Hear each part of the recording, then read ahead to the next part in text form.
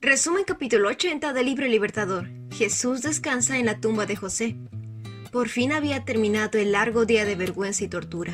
Mientras el sol se ponía y daba comienzo al sábado, el Hijo de Dios descansaba en la tumba de José con su obra terminada. Al principio, el Padre y el Hijo habían descansado el sábado después de su obra creadora. Todos los seres celestiales se regocijaron al ver la gloriosa escena. Ahora Jesús descansaba de la obra de la redención, y aunque había pena entre aquellos que lo amaban en la tierra, había gozo en el cielo. Dios y los ángeles vieron a la raza redimida que luego de vencer el pecado no podría caer nunca más. Este fue el resultado de la obra completa de Cristo. Los eventos finales del día de la crucifixión mostraron nuevas evidencias de la divinidad de Cristo. Cuando el Salvador exhaló su último grito de agonía, otra voz habló que decía: «Este hombre era verdaderamente el Hijo de Dios». Esas palabras no fueron dichas en susurro. ¿Quién había hablado? Era el centurión, el soldado romano. La paciencia divina del Salvador y su muerte repentina y el grito de victoria en sus labios había impactado a este pagano. En el cuerpo quebrantado que colgaba de la cruz, el centurión reconoció al Hijo de Dios. En el mismo día de la muerte del Redentor, 3 hombres habían declarado su fe: el que comandaba la guardia romana, el que llevó la cruz de Jesús y el ladrón crucificado a su lado. Al acercarse la noche, una quietud sorprendente se puso sobre el Calvario. Muchos habían ido a la crucifixión por curiosidad, no por odio hacia Cristo. Sin embargo, veían a Cristo como un criminal. Bajo la excitación sobrenatural se habían unido en los gritos contra él. Pero cuando la tierra se quedó envuelta en oscuridad, se sintieron culpables de un gran mal.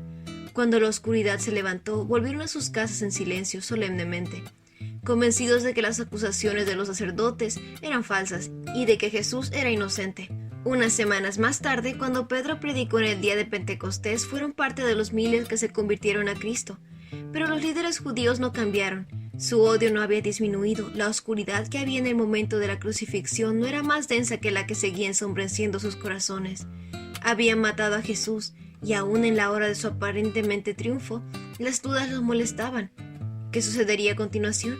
Habían oído el grito: «Todo ha terminado». Habían sentido el tremendo terremoto y ahora no estaban en paz. Temían al Cristo muerto mucho más que lo habían temido al Cristo vivo. Tenían miedo de cualquier mención de los eventos que habían sucedido durante su crucifixión. Por ninguna razón permitirían que su cuerpo permaneciera en la cruz durante el sábado. Que los cuerpos colgasen de la cruz violaría la santidad del sábado. Así que, usando esto como excusa, los líderes judíos solicitaron a Pilato que apurase la muerte de las víctimas y quitara los cuerpos antes de la puesta del sol. Pilato estuvo de acuerdo, y los soldados quebraron las piernas de los 2 ladrones para apresurar su muerte.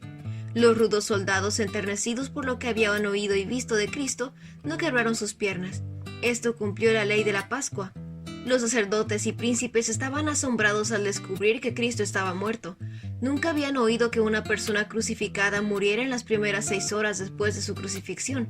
Los sacerdotes querían asegurarse de la muerte de Cristo, y por sugerencia de ellos, un soldado clavó la lanza en su costado del Salvador. De la herida salieron 2 líquidos diferentes: sangre y agua.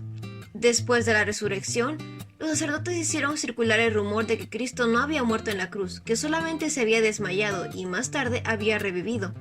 La acción de los soldados romanos prueba que él ya estaba muerto. Si su vida no hubiese estado ya extinta, esa herida le habría causado una muerte instantánea. Con la muerte de Cristo, las esperanzas de sus discípulos también murieron. Hasta el último instante no habían creído que moriría. Apenas si podrían creer que estaba realmente muerto. Estaban llenos de dolor y no había nada de lo que él hubiese dicho que les diera consuelo ahora. Su fe en Jesús había muerto, pero nunca habían amado a su Señor como ahora. Nunca habían sentido tanto la necesidad de su presencia. Los discípulos de Cristo anhelaban darle una sepultura digna, pero no sabían cómo lograr esto. No podían esperar favores de las autoridades judías y tampoco tenían influencia con Pilato. En esta emergencia, José de Arimatea y Nicodemo vinieron a ayudar a los discípulos. Ambos eran miembros de Sanedrín, estaban muy bien económicamente, eran influyentes y conocían a Pilato. Tenían la determinación de que Jesús recibiese una sepultura digna. José fue valientemente a Pilato y le pidió el cuerpo de Jesús. Pilato se enteró en ese momento que Jesús estaba muerto. Se le estaba ocultando a propósito que había muerto. Cuando oyó el pedido de José, envió a llamar al centurión que estaba encargado de la crucifixión, y éste le informó de los eventos del Calvario, confirmando el testimonio de José. José volvió con la autorización de Pilato para retirar el cuerpo de Jesús. y Nicodemo trajo una mezcla cara de mirra y aloe para embalsarlo. Pesaba unos 33 kilos. El hombre más honrado en todo Jerusalén no hubiese recibido más honra en su muerte. Los discípulos estaban asombradísimos. Ni José ni Nicodemo habían aceptado al Salvador abiertamente mientras vivía. Jesús había sido condenado cuando José y Nicodemo estuvieron ausentes. Ahora estos dos hombres ya no ocultaron su relación con él. Vinieron valientemente en ayuda de los pobres discípulos. Con bondad y reverencia quitaron el cuerpo de Jesús de la cruz con sus propias manos. Lágrimas de simpatía caían al mirar su figura golpeada y herida. José tenía una tumba nueva, labrada en una roca, reservada para sí mismo, pero estaba cerca del Calvario y él decidió prepararla para Jesús. Allí, con ayuda de Juan, enderezaron los brazos y piernas heridos y cruzaron sus brazos lastimados sobre su pecho sin vida. Hicieron rodar la pesada piedra sobre la entrada de la tumba, y el Salvador fue dejado en reposo. Mientras las sombras nocturnas comenzaron a aparecer, María Magdalena y las otras Marías permanecieron alrededor del lugar de reposo de su Señor. Derramaban lágrimas de dolor. Luego volvieron a casa y descansaron el sábado, conforme al mandamiento. Los discípulos, los sacerdotes, los príncipes, los escribas y el pueblo nunca olvidarían ese sábado. En el tiempo que pasó entre la crucifixión y la resurrección, muchos ojos insomnes estudiaron las profecías, algunos para encontrar evidencias de que Jesús no era quien decía ser, y otros buscando pruebas de que era el verdadero Mesías. Aunque buscaban con objetivos diferentes en mente, todos estaban convencidos de la misma verdad. La profecía se había cumplido, el crucificado era el Redentor del mundo. Muchos nunca volvieron a participar de los ritos de la Pascua. Incluso entre los sacerdotes muchos buscaron las profecías, y luego de su resurrección reconocieron a Jesús como el Hijo de Dios. Nicodemo recordaba las palabras dichas aquella noche en el Monte de los Olivos. Como levantó Moisés a la serpiente en el desierto, así también tiene que ser levantado el Hijo del Hombre, para que todo el que cree en él tenga vida eterna.